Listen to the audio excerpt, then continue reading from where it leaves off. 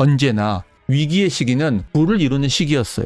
위기의 시기는 늘 기회였고 우리가 성장하고 도약할 수 있는 계기가 되었다라는 것입니다.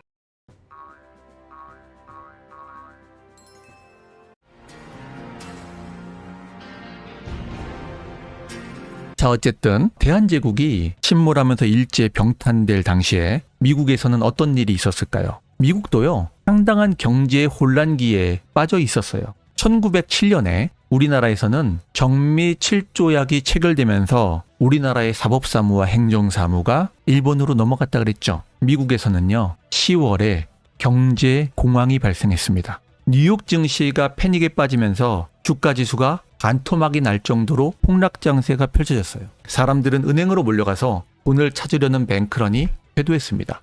자, 보시면은 사람들이 지금 은행 앞에 장사진을 치고 있죠.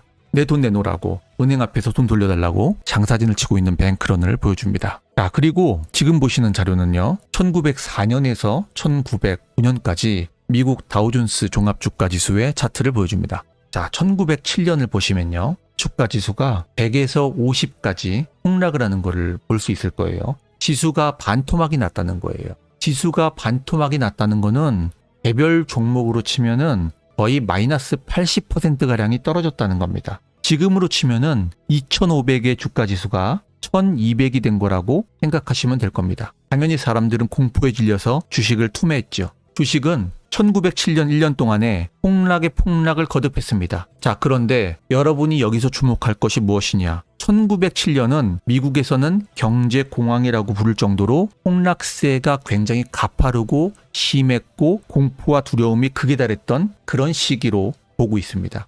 자, 근데 1907년에 이 공포에 질려서 시장에서 주식을 투매하고 떠난 사람이 있고, 이 공포의 장세를 잘 견딘 사람이 있다고 제가 가정을 해볼게요. 당연히 사람들 지금 종합주가지수가 마이너스 50%가 반토막이 났는데 개별 주식들은 마이너스 80% 간 거라니까요. 여러분이라면 어떻게 하겠어요? 1년 동안 폭락의 폭락을 거듭한다니까요. 여러분이 주목할 것은요, 이 폭락이 아니에요. 위기 이후에 회복세를 보라는 겁니다. 자, 전 고점을 회복하죠. 단 2년 만에. 2년 만에 전 고점을 회복한 모습을 볼 수 있습니다. 지금 우리 주식시장도 마찬가지로 미국 주식에 투자하는 분들은 다우존스 종합이 전 고점을 이미 회복해서 넘어서고 있죠. 작년에 여러분들이 너무 힘들어했죠. 그리고 제가 경제 강의를 하면서 여러분들에게 희망을 심어드리고 잘 인내하고 견딜 수 있도록 우리가 함께 힘을 내보자, 그렇게 격려를 했던 시절이 있었는데요. 요즘 저한테 왜 거시경제 매크로 강의를 안 해주냐라는 분들이 많아요. 제가 할 필요가 없기 때문에 안 하는 겁니다. 그래서 제가 역사 강의를 하는 거예요. 그 얘기는 지금은 장세 자체가 골디락스로 가는 길에 거의 부합하게 지금 잘 가고 있다는 말이죠. 재작년 10월에 사실 골디락스라는 말을 꺼내는 것조차 어려웠는데 어쨌든 그때 골디락스가 온다라고 말씀을 드렸었고, 1년 동안 참 여러분들하고 같이 강의를 통해서 이 어려운 시기를 견디면서 여러분들도 참 고생을 많이 했어요.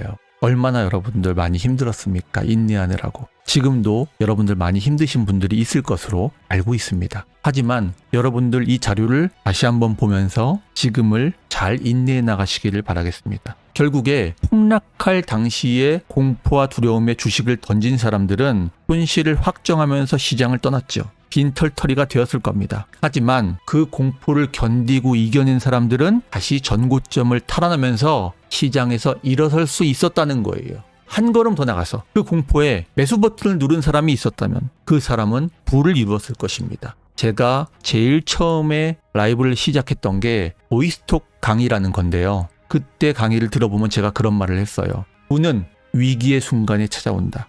부는 폭락의 순간에 찾아온다. 부는 공포와 두려움 속에 오는 것이다. 그 공포를 견디고 이겨낸 사람만이 부의 결실을 누릴 자격이 있는 것이다. 인내하고 매수한 사람이 있었다면 그 사람은 부를 이루었다는 거죠. 이게 투자고 이게 바로 인생이라고 저는 생각을 하는 겁니다. 언제나 위기의 시기는 부를 이루는 시기였어요. 위기의 시기는 늘 기회였고 우리가 성장하고 도약할 수 있는 계기가 되었다라는 것입니다. 미국에 1907년 당시에는 중앙은행이라는 게 없었어요. 은행이 난립하던 자유은행의 시대라고 우리가 이야기를 합니다. 1907년 당시 미국에는 은행이 몇 개 있었냐면요, 무려 22,000개가 있었어요. 지금 미국에 여러분 은행이 몇 개 있는지 아세요? 2023년 기준으로요. OECD 발표에 따르면 미국에 4,300개의 은행이 있습니다. 그러니까 이 자유은행의 시대에 얼마나 많은 은행들이 난립했는지를 알 수 있죠. 지금보다 5배나 많은 은행들이 난립했던 거예요. 그 당시에는 중앙은행이 없었어요. 그래서 지금처럼 중앙은행에서 발행하던 화폐가 있던 게 아니라 금화와 은화가 진정한 돈, 통화로 사용되고 있었고요. 각 은행에서 지폐를 발행할 수 있었는데 다만 그 지폐는 금과 바꿀 수 있는 금 증서였던 거예요. 골드코인 증서. 다시 말해서 은행이 발행하는 지폐는 금 보증서였던 겁니다. 지금 여러분들 지폐 하나 보시고 있죠. 여러분들이 보시는 지폐는 1907년에 $1000 지폐를 보여줍니다. 이 지폐를 발행한 은행에 이 지폐를 가지고 가면은 금을 줘야 되는 거예요. 금을 준비금으로 보관하고 있는 은행이 그 준비된 금을 기반으로 화폐를 발행할 수 있었다는 말입니다. 지폐를 발행할 수 있었다는 말이에요. 그래서 은행이 보유하는 금을 지급을 준비하기 위한 돈이다 해가지고 지급 준비금이라고 이야기를 하는 것이죠. 이 당시에 1907년 당시에 통용이 되었던 금화와 은화를 가져왔습니다. 이게 진짜 돈이죠. 1907년 금화 $20 주화, 1907년 금화 $10 주화, 1907년 은화 50센트 주화입니다. 어떻게 JP모건이 금융제국을 세울 수 있었는지, 그 배경은 무엇인지, JP모건의 시초는 무엇인지에 대해서 우리가 역사를 거슬러서 올라가야 된다는 거예요. 그래서 1907년의 이야기가 뒤에서 다시 나오게 될 겁니다. 자, 여러분들은 오늘 JP모건에 대해서 같이 배우고 있는 거예요. 자, JP모건이 어떻게 금융제국을 세울 수 있었는지 그 배경을 역사를 따라 거슬러 올라가다 보면은 우리는 조지 피바디라는 사람을 만나게 됩니다. JP모건은 J는 존의 맨 앞자고요. P는 피어폰트에서 맨 앞에 P를 딴 거예요. 그래서 JP모건은 사람의 이름이에요. 존 피어폰트 모건. 이 이름을 따서 만들어진 금융회사가 JP모건이에요. 이 JP모건은 월가의 제왕이라고 불리는 미국 은행업계 1위의 기업이죠. 시가총액은 우리 돈으로 한 600조 정도에 달합니다. 600조. 지금 자료에서 보시는 것처럼 작년 미국 지방은행 뱅크런 위기 때 퍼스트 리퍼블릭을 인수하면서 그 위기에 불을 껐죠. 이건 이미 제가 작년 강의에서 설명을 드렸고요. 실리콘밸리 뱅크하고 퍼스트 리퍼블릭 은행의 뱅크런에 대해서 제가 강의를 했던 영상을 여러분들이 복습을 하시면 되겠습니다. 이 사람이 존 피어폰트 모건입니다. 존의 J, 피어폰트의 P, 몰건 해가지고 JP 몰건 이렇게 부르는 거죠, 우리가. 이 조지 피바디의 친구가 소개를 해줘가지고 JS 모건을 처음 만났는데 JS 모건이 아들을 함께 데리고 옵니다. 이 아들이 당시에 16살이었던 존 피어폰트 모건, JP 모건이에요. 그래서 조지 피바디가 JS 모건을 만난 이후에 이 사람이 참 괜찮은 거야. 그래서 조지 피바디가 1854년에 JS 모건한테 동업을 하자고 제안을 합니다. 주니어스 스펜서 모건, JS 모건하고 조지 피바디가 함께 피바디 모건사를 설립을 합니다. 이게 바로 JP 모건의 전신이죠. 이 피바디 모건사의 배후에는 누가 있다고 했죠? 로스차일드 가문이 있다고 그랬죠. 그래서 피바디 모건사는 로스차일드 가문의 후광을 바탕으로 미국 채권을 매수해가지고 영국에 파는 일을 더욱 크게 확장해 나가게 됩니다. 확장해 나갔다는 게 뭐예요? 미국 채권을 대량으로 매수해서, 아주 많이 매수해서 영국에 팔았다는 겁니다. 자, 제가 피바디 모건사가 미국 채권을 대량 매수해서 영국에 파는 거를 확장했다고 했죠. 자, 그런데 1857년 8월에 오하이오 생명보험사가 파산을 하면서 미국에서 경제위기가 발생하게 됩니다. 이 엎친 데 덮친 격으로 1857년 9월에는 은행의 금을 14,000kg을 싣고 항해를 하던 미국의 센트럴 아메리카호라는 배가 침몰하는 사태가 벌어지게 돼요. 여러분이 금이요 14,000kg면 이게 얼마입니까? 이게 현재 시가로 1조 원이 넘어요. 그러니까 바닷속에 1조 원 이상의 금이 침몰을 해버린 거예요. 이게 은행의 금이거든. 이게 준비금 아닙니까? 그러니까 사람들의 심리가 어떻게 바뀌겠어요? 야, 센트럴 아메리카호에서 금 1조 원 이상이 바다 밑으로 빠져버린 거야. 내 돈 어떡해? 내 돈. 은행의 준비금이래. 나 은행에 맡긴 돈 안전해? 내 돈 잃어버리는 거 아니야? 그런 두려움과 공포가 사람들의 심리를 지배하기 시작했다는 거예요. 그럼 어떻게 해야 돼요? 사람들이 은행에 밀려들어가지고 돈 내놓으라는 뱅크런이 발생하는 거예요. 예금 대량 인출 사태가 터지게 된 겁니다. 야, 근데 은행들이 그 예금을 모두 가지고 있을 리가 없죠. 금이 1조 원어치가 바다에 가라앉아가지고 침몰했다니까요. 은행들이 고객들의 인출 요구에 응할 돈이 없어요. 그럼 어떻게 되겠어요? 돈을 주지 못하는 은행은 채무 불이행으로 파산하는 거예요. 그래서 연쇄적으로 은행에 돈을 맡긴 개인, 은행에 돈을 맡긴 회사, 은행의 채권을 가지고 있는 회사, 이런 회사들이 연쇄적으로 돈을 못 구하는 거죠. 그래서 이때의 뱅크런 사태로 인해서 5,000개의 회사가 연쇄적으로 파산을 하게 됩니다. 요게 1857년의 경제위기, 공황이라고 이야기를 합니다. 자, 그런데 제가 아까 피바디 모건사가 어떻게 했다고 말씀드렸죠? 피바디 모건사는 미국 채권을 대량으로 매수해가지고 영국에 파는 사업을 확장했다고 했잖아. 미국의 주정부 채권하고 철도 채권을 대규모로 사서 가지고 있었다는 말이에요. 그런데 미국의 경제 위기와 공황이 발생했어요. 그럼 어떻게 됩니까? 피바디 모건사 어떻게 되는 거예요?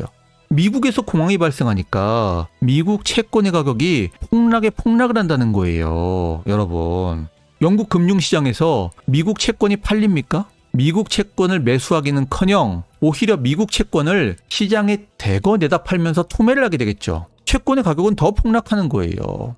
근데 피바디 모건사가 미국 채권을 대규모로 가지고 있었다고 했잖아요. 그러면 조지 피바디가 파산을 하는 거는 당연한 수순이겠죠. 그런데 미국 채권을 대량으로 가지고 있던 피바디가 몰락했을까요?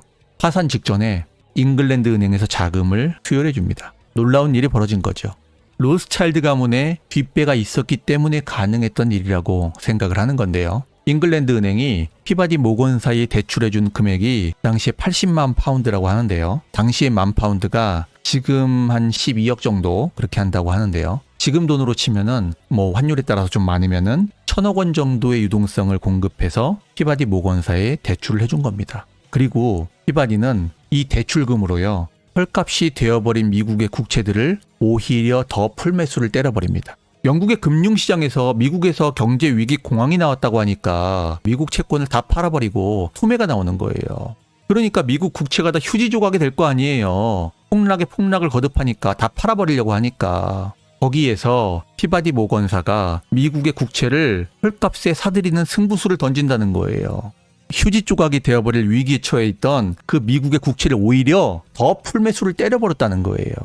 이 불황이 길어지면은 유동성이 공급되지 않아서 피바디가 망했겠지만 1857년의 불황은 불과 1년 만에, 단 1년 만에 그 늪을 빠져나오게 됩니다. 채권의 가격이 당연히 회복되죠. 완전히 싼 값에 휴지 조각을 풀매수를 때려가지고 1년 만에 그 채권들이 완전히 회복되면서 떡상을 한 거예요. 경제 위기에서 회복이 됐으니까. 결과적으로 피바디가 전 재산을 털고 잉글랜드 은행이 대출해준 금액으로 풀매수한 미국 채권에서 엄청난 부를 이루게 됩니다.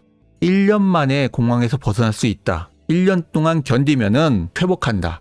인내하면 된다. 폭락 국면을 잘 버티면 된다. 이런 전망을 했기 때문에 미국의 채권을 과감하게 풀매수를 때려버린 거죠. 그리고 이 피바디 모건사에 대출을 해준 게 영국은행이죠.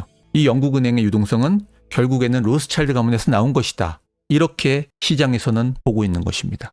어떻게 여러분들 보십니까? 오늘의 교훈이 항상 똑같죠. 폭락할 때, 위기가 있을 때 거기서 큰 부가 나왔다는 거예요.